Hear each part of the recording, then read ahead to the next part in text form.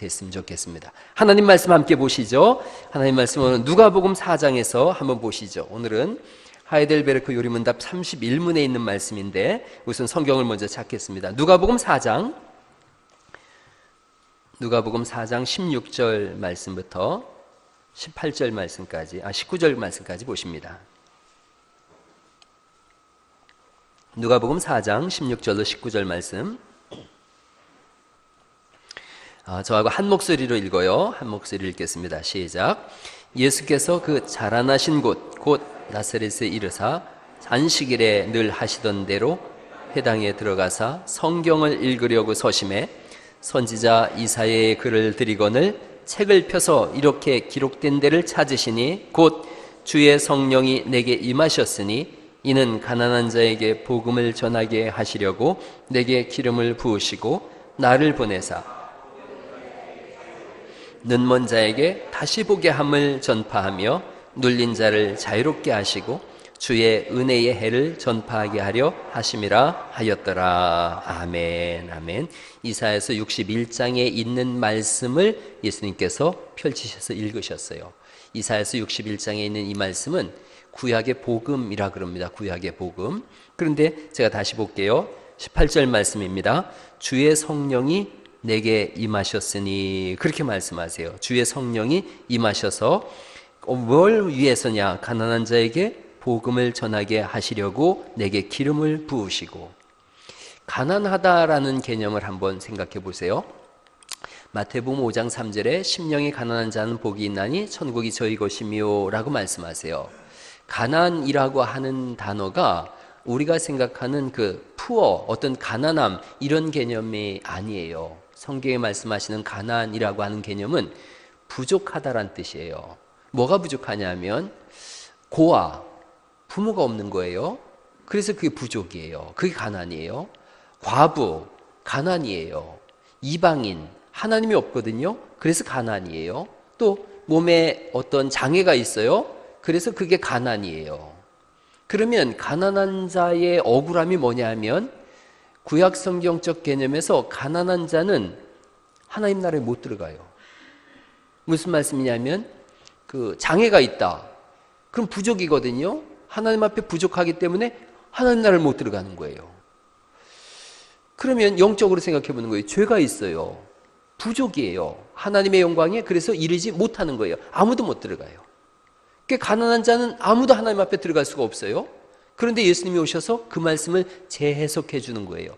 가난한 자는, 심령이 가난한 자는, 즉 하나님 나라에 들어갈 수 없는 자들, 그들은 복이 있나니, 복이 있다는 뜻은 하나님이 함께 하신다는 거예요. 그래서 천국이 저희 것이 될 수 있다는 거죠. 그런데 그 일을 누가 하시느냐? 예수님이 하시겠다는 거예요. 너희가 가난하니까 내가 왔다는 거예요. 완전하면 예수님이 오실 이유가 없죠. 우리가 다 천국에 들어가기 합당한 의를 가지고 있다. 그러면 예수님이 이 땅에 오실 이유가 없어요. 뭐 예수님이 십자가에 돌아가실 이유도 없죠. 그냥 뭐 다 천국 갈 수 있으니까. 그렇지가 않다는 거예요. 우리가 가난해요. 그래서 가난을 보고 하나님 앞에 외치는 거예요. 하나님 저는 가난해요. 하나님 저는 하나님 나라에 갈 수 있는 조건이 못 돼요. 하나님의 은혜가 아니면 하나님 나라는 언감생심 꿈도 꿀 수가 없어요. 지옥에 떨어져도 한마디도 하나님 앞에 항변할 수 없는 그런 죄인이에요. 이걸 내가 아는 거예요. 그래서 하나님 앞에 나와서 하나님 나는 가난한 사람입니다. 그게 세리의 기도예요. 이걸 몰랐던 사두개인이나 바리새인들은 손을 높이 들고서 나는 이렇게 의를 행하고 저렇게 의를 행하고 일주일에 한 번 금식하고 기도하고 누구에게 가난한 자를 구제하고 이러면서 자기의 의를 막 주저리 드러낸 거예요. 그런데 세리는 저쪽 구석에서 눈을 꼭 감고 하나님 나는 기도할 자격조차 없는 사람입니다. 이 기도하고 있네요. 그래서 예수님께서 말씀하시는 거예요. 건강한 자에게는 의원이 쓸데없고 병든 자에게야 의원이 쓸데있느니라. 내가 건강한 자를 위해서 온 것이 아니라 병든 자를 위해서 왔고 내가 의인이라고 주장하는 자들을 위해서 온 것이 아니라 가난함으로 인하여 통곡하는 자들을 위해서 왔다고 말씀하시는 줄 믿습니다. 예수님이 오신 목적이에요. 그래서 그 다음에 그렇게 말씀하는 거예요. 주의 성령이 내게 임하셨으니 이는 가난한 자에게 복음을 전하게 하시려고 내게 기름을 부으시고 나를 보내사 왜 오셨다는 거예요? 포로된 자에게 자유를 주시려고요. 눈먼 자에게 다시 보게 함을 전파하며 눌린 자를 자유하게 하시려고 이 땅에 오셨다는 거죠. 그러니까 우리를 보고 예수님 뭐라고 말씀하셨냐면 눌린 자라는 거예요. 못 보는 자라는 거예요. 포로된 자라는 거예요. 그게 우리 모습이에요. 우리가 하나님 앞에 조금도 나아갈 만한 의의가 전혀 없는 사람들, 그들을 부르셔서 그리스도께서 우리를 구원하신 줄 믿습니다. 그 은혜로 인하여 너희가 믿음으로 말미암아 구원을 얻었나니, 이게 하나님의 선물이라고 말씀하시는 줄 믿습니다. 선물은 그냥 주고 싶어서 주는 거예요. 선물을 주면서 아유 이거 드릴 테니까 저에게 좋은 자리 한 자리 주세요. 그럼 선물이 아니라 뭐라 그래요? 뇌물이라 그래요. 하나님 우리에게 뇌물을 주시는 분이 아니라 선물을 주시는 분인 줄 믿습니다. 하나님이 뇌물이라고 하면은 뭐라고 할 것 같아요? 선물을, 은혜를 주셨어요. 구원을 주셨어요. 그리고 우리에게 요구하는 거죠. 자, 매주 주일마다 예배 나와야 돼. 내가 줬으니까. 그리고 또 11주도 해야 돼. 또 신앙생활도 해야 돼. 헌금도 하고 충성도 하고 봉사도 해야 돼. 그러면 선물이 아니에요. 근데 이제 이렇게 생각하는 게, 하나님 선물을 주셨어요. 선물을 받았어요. 그러면 감사한 마음이 생겨요. 이야, 나 같은 것한테 이런 자리를 주다니, 이런 하나님의 자녀가 되게 하다니. 선물 받았어요? 그러면 마음이 가는 거예요. 그래서 하나님 앞에 자발적으로 예배하고 자발적으로 충성하고 헌신하고 봉사하고 예물 드리고 그렇게 하는 것인 줄 믿습니다. 그러니까 하나님은 헌금을 드릴 때도 뭐라고 말씀하시냐면 즐겨내는 자를 기뻐하신대요. 즐겨낸다는 게 뭐냐? 자원하는 마음이에요. 여러분 주의 일을 감당할 때 자원하는 마음으로 할 수 있기를 간절히 바랍니다. 그게 구원받은 사람의 합당한 반응이에요. 합당한 반응. 이 예배에 이렇게 오후 예배 나오셨어요. 얼마나 피곤한 시간이에요, 이 시간이. 밥도 잔뜩 먹었겠다. 커피도 한 잔 마셨겠다. 그리고 또 이런 시간에 또 목소리가 온통 좋아야지. 그냥 막 자장가보다 더 이렇게 감미롭잖아요. 여러분 제가 진짜 목소리가 좋은 사람이더라고요. 저 서천에 가서 제가 방송 저 인터뷰했어요. 그랬는데 그 인터뷰한 어나운서한테 그렇게 얘기를 하더래요. 야, 오늘 게스트로 나온 분이 근데 어디 어나운서냐? 그러더래요. 너보다 목소리가 더 좋더라? 그런 얘기를. 제가 얼굴로 먹고 사는 사람인데 자꾸 사람들이 목소리로 먹고 산다 그래가지고 제가 이게 난감한 거예요. 어디 갈 때마다 가서 꼭 제가 얘기를 나 얼굴로 먹고 사는 사람이요. 목소리는 얼굴에 비하면 아무것도 아니지. 그 말을 안 믿어가지고 내가 참 이 시간이 훨씬 피곤해요. 그래도 여러분 이 시간에 여러분이 남은 것은 오후에 안 남았다가 목사가 지랄하니까 남는 게 아니라 자발적으로 나온 줄 믿습니다. 자발적으로 나온 거예요. 은혜 때문에 나온 거예요. 하나님 앞에 나온 거죠. 그러니 저는 이 시간에, 오후 시간에 졸리거들랑 애써서 졸음을 참으려고 이렇게 하지도 마시고, 조는 사람 제발 깨우지 좀 마세요. 그때가 제일 짜증나는 거예요. 졸거들랑 이 사람은 근심, 염려, 걱정이 없는 뇌가 쫙 펴져진 주름살 없는 분이구나. 그리고 그냥 주무시게 내버려 두세요. 그리고 안 졸냐고 그렇게 하다가 또 안 좋은 척 하려고 그러지 마세요. 안 좋은 척 하려고. 졸릴 거들랑 이렇게 하나님 감사합니다. 그리고 주무세요. 여러분 집에서 자녀가 근심 걱정 때문에 밤새 잠 못 자고 눈 빨개가지고 있는 것보다는 쿨쿨 집안이 떠나가든 말든 쿨쿨 자면 그놈이 복 있는 놈인 거예요. 옆에 사람한테 한번 네가 복 있는 사람이다 한번 해보세요. 시작. 괜찮아요. 아유 그럼요. 여러분 저는 그렇게 생각합니다. 실제로 그래요. 근심 걱정이 있으면 자라 그래도 못 자요. 예배 시간에 막 신경 쓰고 막 근심 걱정이 있는 사람이에요. 그래서 제가 이렇게 보면은 자잖아요. 졸고 있잖아요. 저 집은 평안하구나. 제가 알아요. 그거 보고 아는 거예요. 그냥 평안하세요. 그래서 졸릴 거들랑 조시다가 깨면 들리면은 들으시다가 할렐루야 그렇게 하세요. 또 집에 가가지고 목사님이 설교하는데 졸고 있어. 그렇게 하지 마세요. 그냥 졸거들랑 주여 긍휼히 여겨주옵소서 그러고 자기 내버려 두세요. 이 오후 예배 시간 얼마나 좋은 시간이에요. 주님 안에서. 저 군산에서 정말 훌륭한 목사님 한 분 계세요. 그분이 설교를 딱 1시간 하신대요. 정확하게 1시간을 하신대요. 60분을 하신대요. 그런데 그 교회 집사님 한 분한테 제가 그런 얘기 들었어요. 그 목사님 설교를 하시는데 20분쯤 넘었으면 교회 가족들이 정신이 혼미해진대요. 그리고 30분을 넘었으면 거의 3분의 2가 주무신대요. 안 졸려고 아주 애를 쓰다가 그러다가 이분이 개척한 교회로 30년 정도 목회를 하셨는데 10년쯤 지나서는 다들 마음속에 생각한대요. 우리 목사님 설교는 10분만 들어도 은혜가 돼. 그리고 잔대요. 근데 마음속에 무슨 생각이 드냐면 좀 더 길게 하셨으면 좋겠다. 길게 하셨으면 좋겠다. 두 가지 이유가 있대요. 좀 푹 자야 되겠다 생각 하나 하고 또 그냥 그분이 이렇게 설교하는 목소리만 들어도 좋다 이 생각이 들더래요. 저는 이런 생각해요. 교회잖아요. 가족이잖아요. 가족이면 편안한 거예요. 교회는 절대 평안한 곳이 아니거든요. 제가 지난번에 한번 설교했어요. 교회는 영적 전쟁의 한복판에 있는 거예요. 교회는 전쟁터예요. 절대로 평안할 수 없는 곳인데 여러분이 평안을 누리고 졸고 있다. 이건 하나님의 은혜인 줄 믿으시기 바랍니다. 교회는 다 부족한 사람들이 마음속에 칼 하나씩은 품고 있는 사람들이 오는 곳이 교회예요. 가난한 사람들이 오는 거예요. 부족한 사람이 오는 거고요. 칼 품은 사람들이 오는 거예요. 그리고 이마에 다 내천자에 갈지자 쓰고서 인상 쓰고 오는 사람들이 있는 거예요. 그런데 왔는데 좋네요. 평안한 거예요. 그러면 된 거예요. 여러분 교회 안에서 그런 나름의 평안을 누리실 수 있길 간절히 바랍니다. 주님이 오셔서 그런 거예요. 포로됐냐? 내가 있으니 자유할 거다. 못 본다고? 내가 왔으니 보게 될 거다. 못 듣는다고? 내가 왔으니 듣게 될 거고, 눌렸다고? 내가 회복시켜 줄 것이다. 할렐루야. 눌린 자들이 다 회복되는 것이 교회예요. 이 일을 언제 하셨느냐? 예수님이 오셔서 성령으로 충만해서 이 일을 하셨다는 거예요.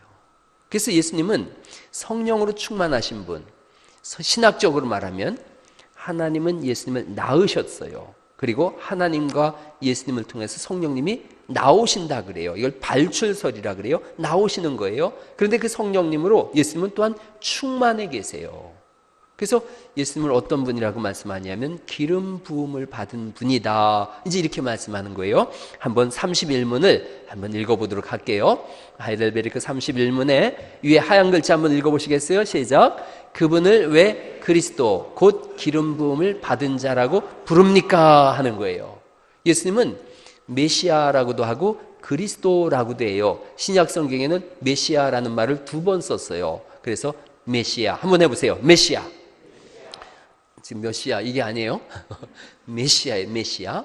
이것을 헬라어로 번역하면 크라이스트라고 하는 그리스도, 우리나라 음역으로는 왜 이게 크라이스트가 그리스도가 됐냐면 중국으로 넘어왔다가 중국 성경을 번역해서 그래요. 그래서 기독이라는 말도 성경에는 없어요. 기독교라 그러잖아요. 기독이라는 말이 그리스도라는 말을 중국어로 음역하면서 기독이라고 쓴 거예요. 그러니까 기독교, 그럼 그리스도교예요. 맞아요. 그렇게 예수님을 그리스도, 메시아라고 하는데 왜 그렇게 부르는가? 노란 글씨를 한번 다시 보실게요. 제가 읽어볼게요. 왜냐하면 그분은 성부 하나님으로부터 뭘 받았어요? 임명을 받고 성신으로, 이 성신은 성령님을 말해요. 옛날 성경엔, 옛날 찬스엔 다 성신이라 그랬어요. 성령으로 기름 부음을 받기 때문입니다. 그분은 우리의 큰 선지자와 선생으로서 우리의 구원을 위한 하나님의 감추인 경영과 뜻을 온전히 뭐 하시는 거예요? 드러내시는 거예요. 그리고 그 다음 문장을 또 보세요. 넘겨보실까요? 예. 우리의 유일한, 그 다음 뭐라고 되어 있어요? 대제사장, 아까 선지자라 그랬는데 대제사장으로서 그의 몸을 단번에 제물로 드려 우리를 뭐 하셨다고요? 구속이란 말은 구원에서 샀다는 뜻이에요. 구속하셨고 성부 앞에서 우리를 위해 항상 뭐 하신대요? 간구하세요. 이거 얼마나 좋은 일이에요. 그러니까 대제사장이 하는 일이 뭐냐? 간구하는 거예요. 우리를 위해서 간절히 기도하는 거예요. 또한 우리의 영원한 왕으로서 그 다음엔 뭐라고 또 나와 있어요? 왕. 그러니까 아까는 선지자, 대제사장, 왕으로서 그의 말씀과 성신으로 우리를 왕이니까 다스리는 거죠. 다스리시고 우리를 위해 획득하신 구원을 누리도록 우리를 보호하고 보존하십니다. 이런 거예요.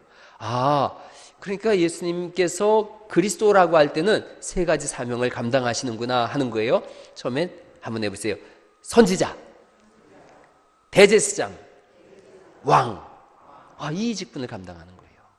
그래서 예수님의 삼중직이라 그래요. 삼중직. 예수님의 삼중직 그러면 뭐라고 얘기하면 된다고요? 선지자, 대제사장, 왕.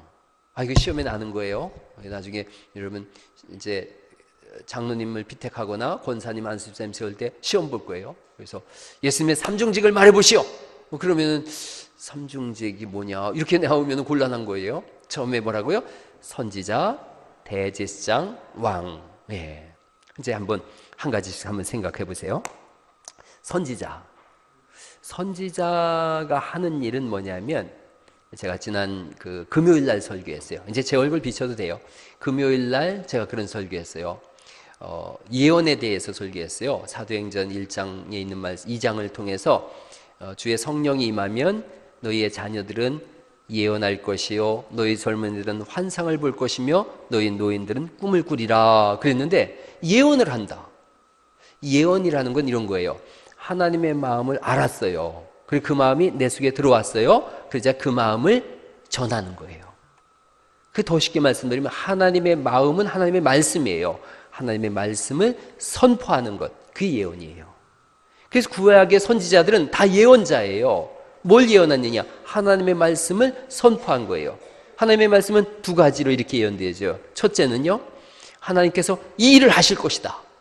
예언이에요. 하나님께서 앞으로 몇 년 뒤에 이 일을 하실 것이고 그 다음에 이런 일을 하실 것이고 저런 일을 하실 것이다. 예언이에요.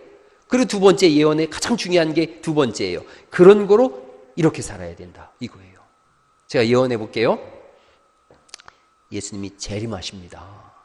예수님 다시 오십니다. 예언이에요. 다시 오심을 믿으시기 바랍니다. 제가 지금 예언자예요. 예언자. 그래서 예언 그러면 여러분이 예언 우리 자녀를 위해서 예언을 해 주십시오. 대학에 붙을까요? 안 붙을까요? 그럼 제가 정확하게 예언합니다. 공부를 열심히 했으면 붙을 것이고 안 했으면 떨어질 겁니다. 그럴 거예요. 그게 예언이에요. 그래서 두 번째가 그럼 예수님 재림하십니다. 그러면 두 번째 예언의 핵심은 이거죠. 그런 거로 정신을 차리고 세월을 아끼며 믿음으로 사십시오. 여기가 중요한 거예요. 예언이에요, 그게. 근데 예수님께서 이 땅에 오셨어요. 대선지자 중에 선지자로 오셨어요. 하나님의 마음을 그대로 다 표현하신 거예요. 그게 뭐냐? 주 예수를 믿으라. 그리하면 너와 내 집이 구원을 얻으리라. 예수님 믿으면 하나님의 백성 될 것이요 안 믿으면 영원한 멸망에 이를 것이다. 예수님의 예언이에요. 그래서 정신을 차리고 세속에 물들지 아니하고 말씀과 기도로 거룩한 삶을 살아라. 그렇게 우리에게 요구하시는 줄 믿으시기 바랍니다. 예수님 오셔서 하신 일이 뭐냐? 하나님의 마음을 드러낸 거예요. 즉 하나님을 보이신 거예요. 예수님은 하나님의 본체시지 않습니까? 그런 걸 예수님 말씀하시죠. 나를 본 자는 누굴 봤대요? 아버지를 보았거늘 어찌하여 아버지를 보이라 하느냐? 그러시는 거예요.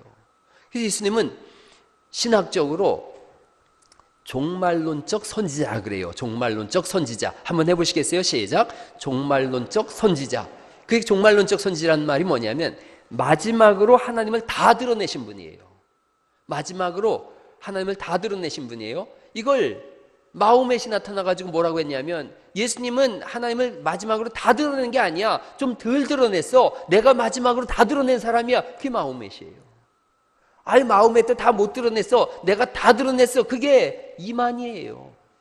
오늘날의 이단들이 뭔 얘기하는 거냐? 예수님은 실패했다는 거예요. 또 성령님은 각 시대마다 예수 그리스도 같은 사람을 세우는데 그 성령이 내게 임해서 내가 그렇게 한다. 그게 이만희예요. 그게 안상홍이에요. 그게 문선명이에요. 그 이단들이에요. 자기들이 예수님을 하나님을 가장 잘 드러내는 사람이다. 그래서 신천지가 뭘 얘기하냐면 성경 해석은 이만희만 할 수 있다는 거예요. 그래서 이만희가 성경 해석한 걸 가지고서 쭉 따르네요. 그게 교주죠. 제가 예언하건대 이만희는 저대로 가면 지옥 갑니다. 저대로 가면 지옥 가요. 제가 예언합니다. 문선명 저대로 죽으면 영원한 지옥입니다. 본인도 알고 있을 것 같아요. 제 생각에. 본인들도 알고 있을 것 같아요. 여러분 안상홍 죽었어요. 어디가 있겠어요? 나중에 천국 가서 안상홍 찾지 마세요. 네. 안상홍이 뭐라고 했냐면 자기 이름이 성경에 나온대요. 어디 나오냐?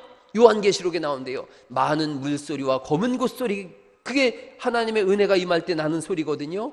그랬더니 많은 물 홍자에다 검은 곳 금자를 써서 상홍, 검은고 상자에 많은 물 홍자를 써서 상홍이라고 써 있다는 거예요. 한문으로 보면 그래서 상홍이래요. 그래서 제가 그랬어요. 안상홍이잖아. 상홍 아니잖아. 그래서 안상홍이잖여. 그랬어요. 내 친구는 진상홍 있어. 진상홍. 걔가 진짜요 그러면. 그랬어요. 어디가 그렇게 해석을 갖다 대냔 말이죠. 엉터리예요. 근데 자기가 하나님을 드러낸다는 거예요. 아니요.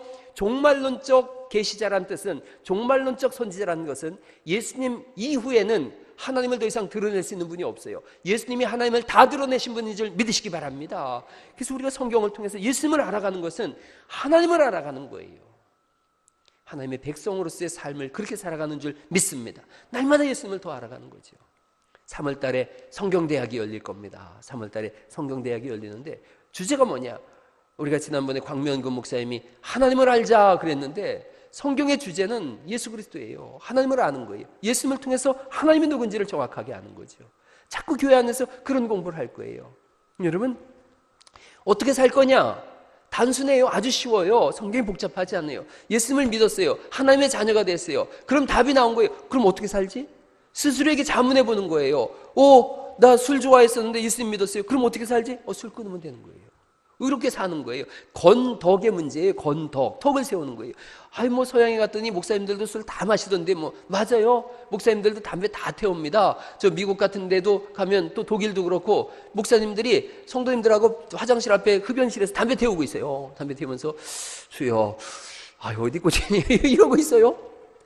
그런다 그래서 우리나라도 목사도 담배 있습니까? 담배 한 대만 주세요. 이게 안 된단 말이에요. 왜냐? 건덕의 문제니까 덕을 세우는 거에 문제예요. 예수님 믿었어요. 제가 그런 얘기 나눴어요. 오늘도 김종현 장로님하고 그런 얘기. 장로님 술 전에 들어보셨어요? 그랬더니 술독에서 빠져 살았습니다. 그러시더라고요. 지금 장로님 권사님 혹시 장로님 밤마다 한 잔씩 하셔요? 안 하세요? 제가 저번에 그런 얘기 했잖아요. 술은 끊는 게 아니에요. 술은 못 끊습니다. 술은 죽는 날까지 먹고 싶어요. 견디고 참는 거예요. 목사가 됐으니까 술이 안 땡길 것 같습니까? 여름에 그 맥주 가스 선전할 때 막 콸콸콸 이럴 때 나도 모르게 목젖이 올라갔다 내려갔다 해요. 술 맛을 아니까요. 전 술 맛을 알아요. 우리 중에 술 맛을 안다는 얘기는 뭐냐면 소주가 달기까지 마셔본 분은 술 맛을 아는 거예요. 소주를 마셨는데 달아요. 그래서 박원석 씨는 고개를 그렇죠. 몇몇 분 계시죠? 소주가 달달하고 느껴지는 분들, 옛날에 느껴졌던 분들. 이름 제가 대볼까요? 몇 분들이 있죠? 못 끊는 거예요. 여러분, 노름을 끊습니까? 노름 못 끊어요. 여러분, 중독은 못 끊는 거예요. 참는 거예요. 참는 거예요. 예수 믿고 생각했어요. 예수 믿고서 영원히 참자. 영원히 내가 술 참자. 천국에 가서 술 마실까요? 아니에요. 제가 외국에 나갔어요. 캐나다 지역을 돌았는데, 오래전이에요. 예수 믿고 오래전에 캐나다 지역을 돌았는데, 아이스 와인이라고 하는 캐나다 최고의 와인이 있는 거예요.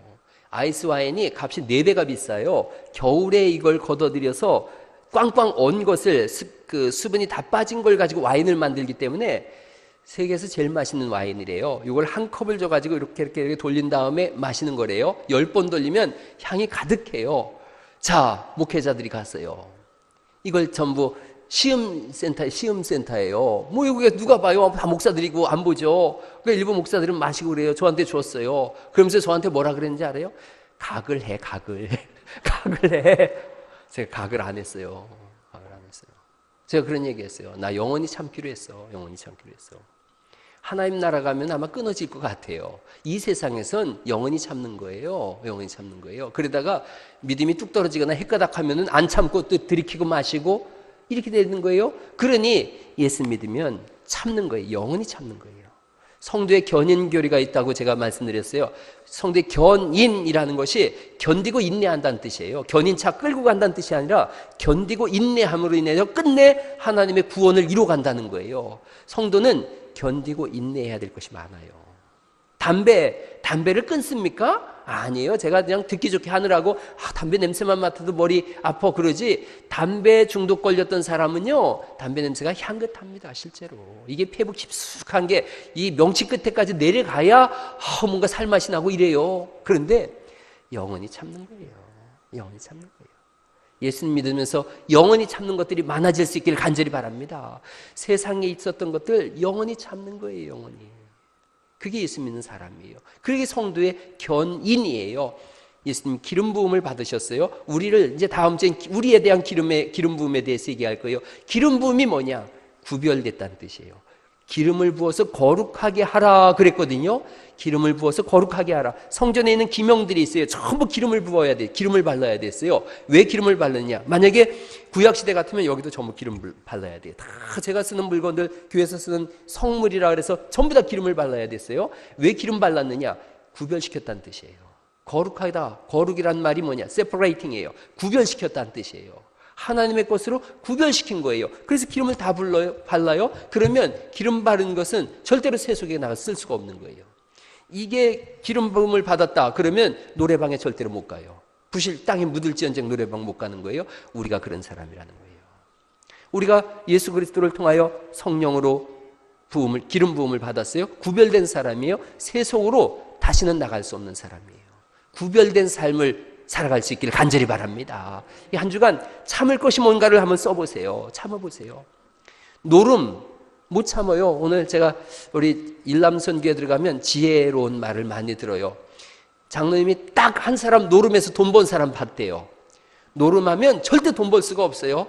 노름해서 돈 버는 사람을 1%에 속한대요. 1%에. 근데 노름해서 돈을 딴다.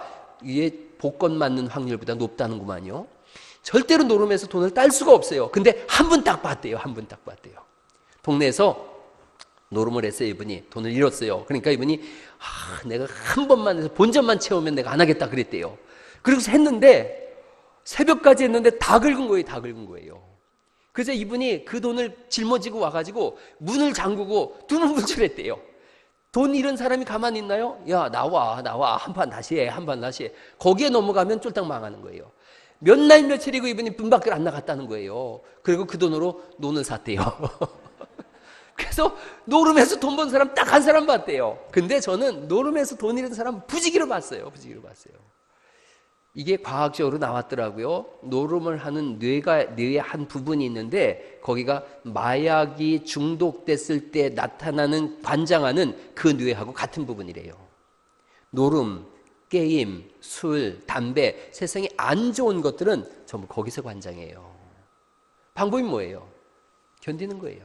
참는 거예요. 안 하는 거예요. 노름, 여러분 다 아는 얘기지 않습니까? 손으로 노름하다가 손가락 자르고 그랬더니 뭘로 한대요? 발가락으로 하고 발가락도 자르니까 뭘 해요? 혀로다가 이건 자를 수가 없으니까. 그 정도로 이게 심각한 거예요. 여러분 자녀들이 그 컴퓨터 게임하는 것을 우습게 여기고 하지마 그래서 할 수 있는 게 아니에요. 컴퓨터를 뽀샤내기 전에는 불가능한 일이에요. 인터넷을 끊기 전에는 어려운 일이에요. 그래도 인터넷 끊어도 뭐 휴대폰 가지고 다 이러고 있잖아요. 청소년 집회 하는 장면을 뒤에서 몰래 카메라로 이렇게 쭉 찍었어요. 청소년들이 한 1000여 명 모였는데 200여 명의 아이들이 이렇게 게임을 하고 있더라는 거예요. 그 장면이 찍혔어요. 여러분 그 아이들이 어떻게 나온 거예요? 교회에서 가라 그러니까 나온 거예요. 나와서 말씀이 들려오나요? 안 들려오죠? 그러니까 이거 하고 있는 거예요. 못 끊는 거예요. 그런데 예수 믿었어요. 기름 부음을 받았어요. 구별되어졌어요. 거룩한 자예요. 그러자 참는 거예요. 참아야 될 것들이 너무 많죠. 우리 삶 속에. 그것을 참아내는 거예요. 성도의 견인이에요. 끝까지 견디고 인내하는 거예요. 그러면 하나님께서 결국은 구원의 나라로 우리를 완성시키도록 끊임없이 역사하시는 줄 믿습니다. 예수님이 누구신가? 선지자구나. 선지자. 하나님을 드러내신 분이구나. 다음은 다음 주에 또 있으니까요. 다음 주에 있으니까 다음에 들 말씀드리고, 한 번도 명절에 예배를 쉬어본 적이 제가 한 번도 없었어요.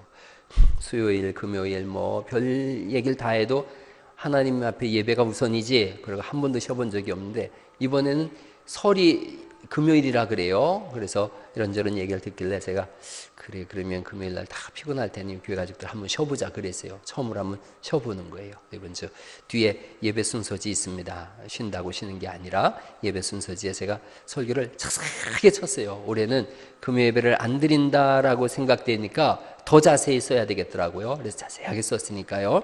그걸 가지고서 집안에 가장이 쭉 읽으세요. 가장이 읽으시고 자녀들한테 와라 기도하자. 그래서 아버지가 기도해 주세요. 참 중요한 거예요. 남자들이 거룩한 손을 들고 기도하는 것을 하나님이 들으신다 그러셨어요. 제가 외국에 나가서 본 것 중에 가장 감동적인 부분이 있었어요. 텍사스 지역에서 조그마한 교회 가서 예배를 드렸는데 피아노를 어떤 중년의 남자가 멋있게 치더라고요. 피아노 반주에서 참 멋있다 그랬어요. 침례식이 일어났어요. 미국엔 대부분 침례교회예요. 침례탕에서 침례식이 일어나는데 연세 많은 분이 젊은 사람 침례를 줬어요. 저분이 담임 목사님인가 보다. 그랬더니 피아노 치는 사람이 끝내고 나왔어요. 침례 딱 끝나고 이 사람이 설교를 하는 거예요. 들어봤더니 침례를 준 분이 그 청년의 아버지래요. 그게 크게 감동이 됐어요. 제가 아버지의 권위로, 물론 목사가 줘도 좋아요. 그러나 아버지가, 목사가 그 청년을 축복하는 것도 축복할 수 있지만 아버지의 마음을 못 따라갑니다. 목사가 아무리 여러분 사랑한다 그래도, 여러분 자녀 사랑한다 그래도 부모가 자식 사랑하는 마음을 못 따라가요. 못 따라갑니다. 근데 그 아버지가 그 아들을 침례를 주고 꼭 끌어안고 있는데 교인들이 왜 우는지 그때 비로소 알았어요. 아버지가 아들 저렇게 주고 끌어안고 있는 걸 보고, 그래서 교인들이 우는데 우리는 이제 같은 사람이라 몰랐었어요. 그런데 알았어요. 목사가 주고 끌어안는 것보다 아버지가 주고 끌어안는 것이 훨씬 더 감동이 있더라고요.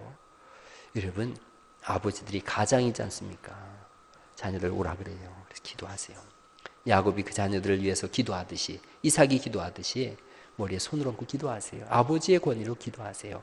하나님 복을 주옵소서. 그러면 하나님 복을 주세요. 정말로 복을 주세요. 이번 명절이 여러분 교회, 가정마다 교회를 이루세요. 그래서 금요일날 다 와서 모여서 예배하는 것도 교회지만 가정 속에 거기가 교회가 되세요. 그래서 말씀을 선포하고 기도하자. 기도해 주세요.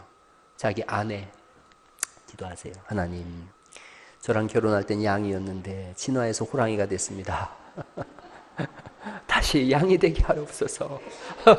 기도해 주세요. 기도해 주세요. 아내도 속으로 기도하세요. 신사와 결혼한 줄 알았더니 늑대가 됐습니다. 다시 신사가 되게 해주세요. 그래서 이번 명절이 여러분 가정마다 큰 찬송과 은혜와 속에서부터 터져나오는 하나님을 향한 영광이 선포되는 귀한 가정 될 수 있기를 예수님의 이름으로 축원합니다.